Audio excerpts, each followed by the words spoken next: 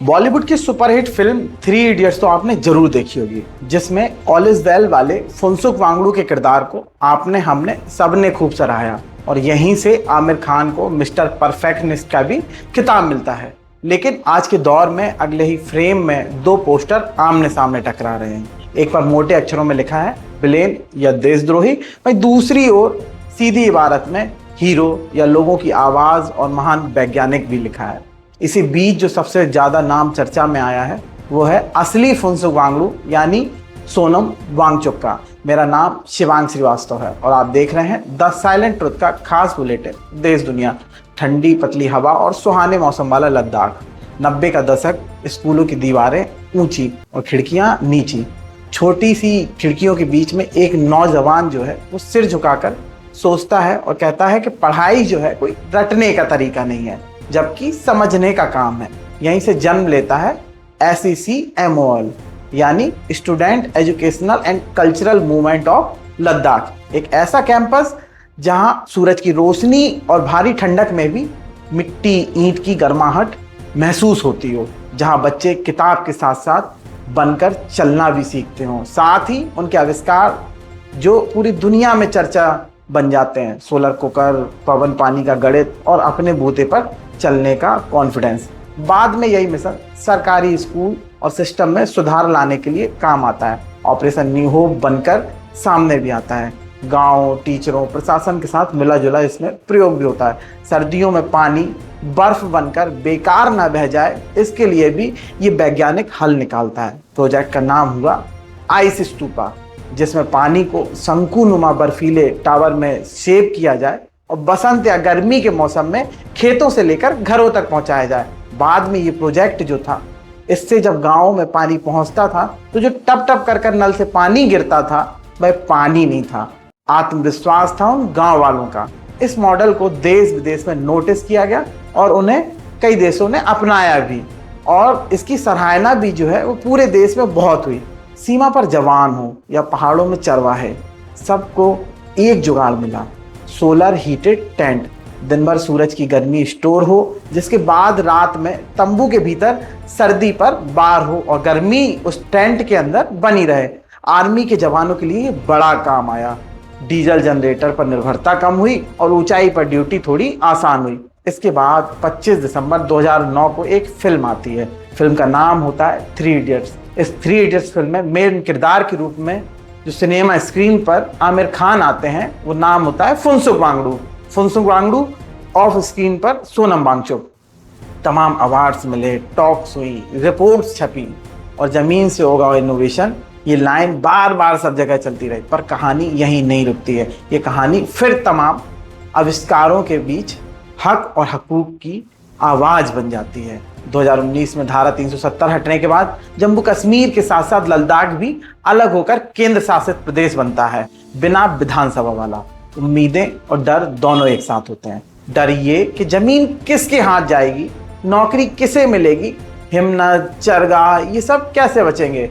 यहीं से एक मांग जो है वो साफ सुनाई देती है कि साहब स्टेटहुड और छठी अनुसूची जैसे संवैधानिक सुरक्षा मिले, ताकि फैसले जो है वो स्थानीय लोगों के हाथों में रहें और रोजमर्रा के रिसोर्सेज का बंटवारा भी लद्दाख की शर्तों पर हो। इस मोर्चे पर सोनम वांगचुक आंदोलन करते हैं और सबसे बड़ा चेहरा जो है वो सामने बनकर सामने आते हैं। उपवास, धरना और भी तमाम आंदोलन, उनका सुर गांधी जी जैसा ही होता है, धीमा पर ठोस होता है कि विकास चाहिए और हमारी मिट्टी, हमारी पानी की इज्जत रखते हुए। जिसमें मार्च 2024 का 21 दिवसीय क्लाइमेट उपवास हो या फिर पैदल चलो दिल्ली वाला मार्च हो और दिल्ली बॉर्डर पर डिटेंशन की सुर्खियां भी। फिर इस आंदोलन की असली कहानी जो है वो शुरू होती है 24 सितंबर 2025 को। लेह, पूरा शहर जो है वो जैसे मुंह पटक कर बोल उठता है। छात्र, युवा संगठन, वृद्ध, सबको जो भीड़ है वो बड़ी भारी मात्रा में उमड़ती है। स्टेटहुड और 6 शेड्यूल की मांग को लेकर भीड़ का एक हिस्सा नियंत्रण के बाहर निकल जाता है। पुलिस से भ्रंट होती है, वाहनों, दफ्तरों पर हमला होता है और नाराज और बेकाबू भीड़ भारतीय जनता पार्टी के स्थानीय कार्यालय में आग लगा देती है। जवाब में पुलिस फायरिंग करती है और 4 लोगों की जानें चली जाती हैं, दर्जनों लोग घायल होते हैं। उसी रात सुबह शहर में कर्फ्यू लगा होता है, मोबाइल, इंटरनेट सब कुछ बंद होता है। फिर सोनम कैमरे के सामने आते हैं और कहते हैं कि ये रास्ता हमारा नहीं है। गुस्सा समझ आता है, पर हमारा तरीका ये नहीं है, हम शांति प्रिय लोग हैं।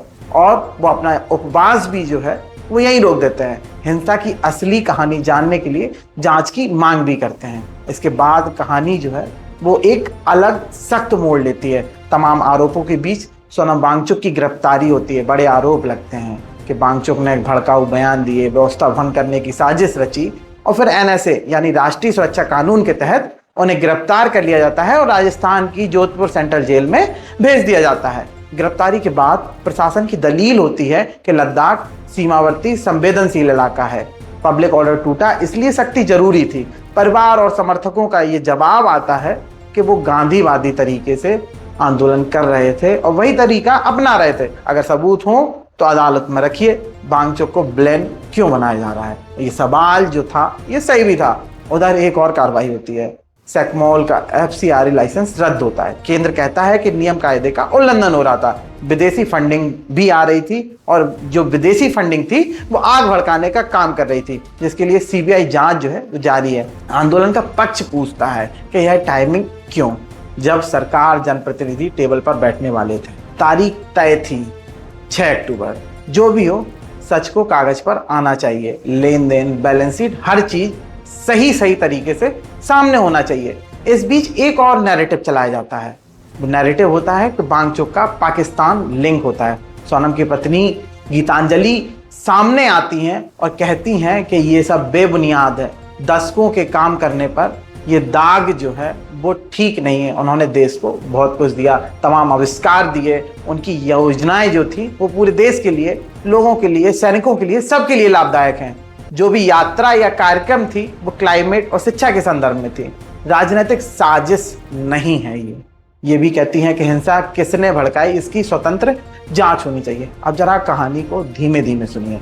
लद्दाख के तंबुओं में बैठी एक लड़की अपने नोट में लिख रही है कि हमें पहचान, पर्यावरण और रोजगार तीनों चाहिए और वो भी एक साथ चाहिए। उसमें पास बैठे बुजुर्ग भी धीरे से जोड़ते हैं, ले हो या कारगिल, बराबरी से सब अधिकार सबको मिलने चाहिए। उनके सामने मांगे बहुत सादी सी हैं कि अपना विधानमंडल हो ताकि फैसले यहीं के हों, छठी अनुसूची हो ताकि जमीन, चारगाह और हिम्मत पर स्थानीय लोगों की पकड़ हो, भर्ती रोजगार में स्थानीयों की प्राथमिकता हो और हित काउंसिल को वास्तविक अधिकार मिले, कागजी अधिकार नहीं। कहानी का सस्पेंस यही नहीं है कि पोस्टर पे कौन सा शब्द टंगा है, हीरो या विलेन। असली सस्पेंस है कि निर्णय पोस्टर से होगा या प्रोसेस से। एक तरफ सोनम का काम सेकमोल, आइस स्तूपा, सौर तंबू और जो उनकी नैतिक शिक्षा की जो चीजें थी वो उन्हें बहुत ऊंचा बना देती हैं, पर कानून से ऊपर कोई नहीं है।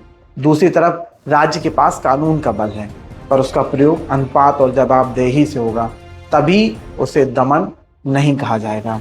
4 मौतें हुई तो जुडिशियल और स्वतंत्र प्रभार से जांच होनी चाहिए, जिम्मेदारी तय होना चाहिए।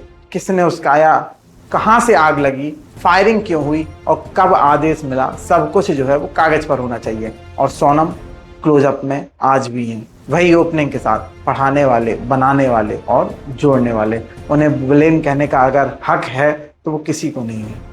ये हक केवल और केवल अदालत और सबूत को है, ना कि मीम्स, ट्रेंड्स और व्हाट्सएप यूनिवर्सिटी के प्रोफेसरों को, भीड़ों और इससे सोशल मीडिया पर उमड़ी व्हाट्सएप की भीड़ों को। उधर सरकार से भी सवाल वही है कि अगर आप सचमुच संवाद चाहते हैं तो रोड मैप लिखित करिए, टाइम बाउंड दीजिए।